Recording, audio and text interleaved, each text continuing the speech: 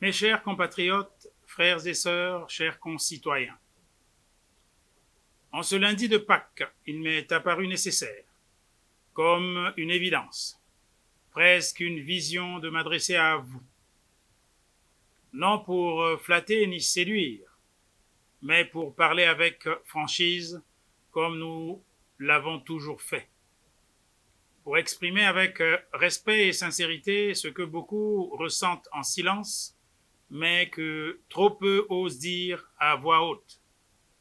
Notre pays est pris en otage. Le Congo traverse une crise profonde. Oui, le Congo souffre.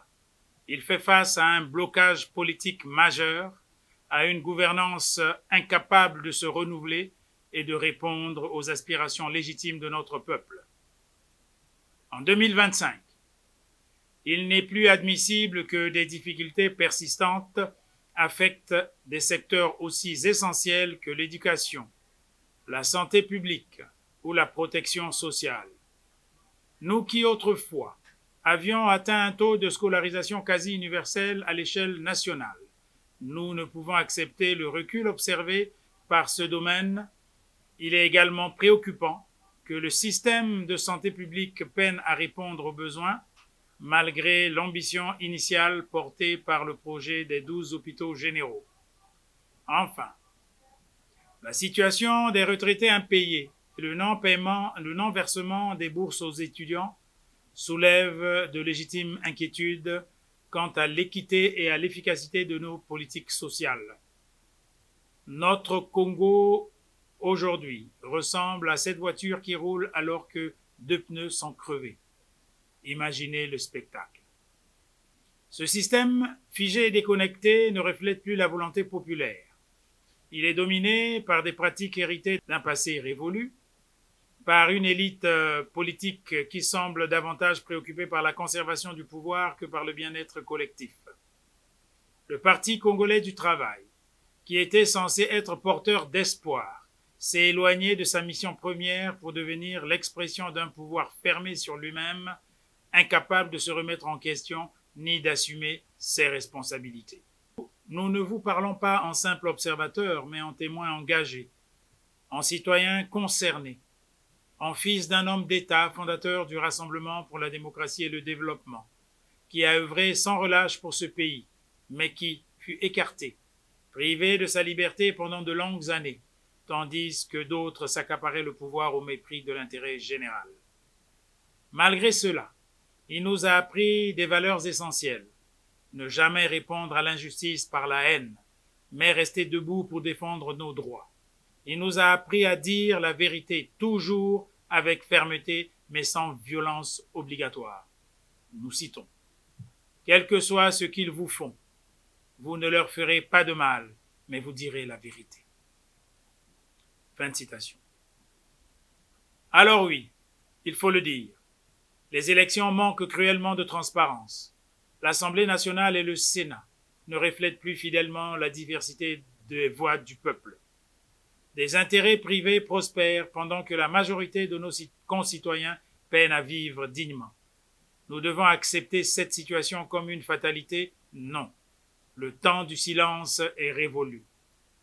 Mais nous ne sommes pas là pour nous attarder sur nos douleurs passées.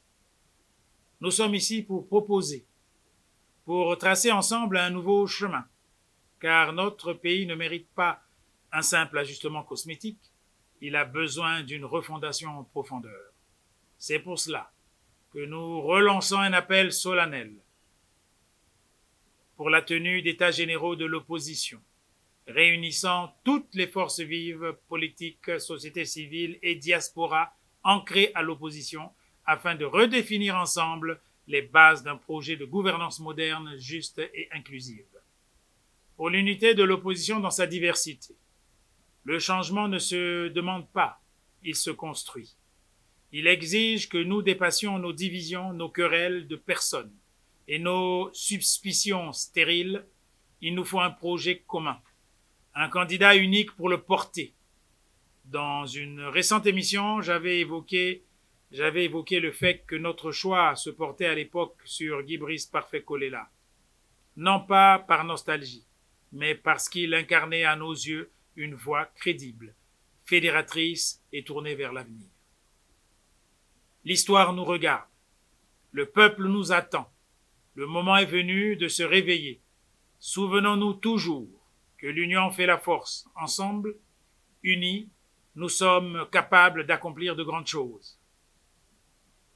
À notre diaspora, vous devez être une richesse pour la nation, par vos savoirs, vos ressources, vos idées.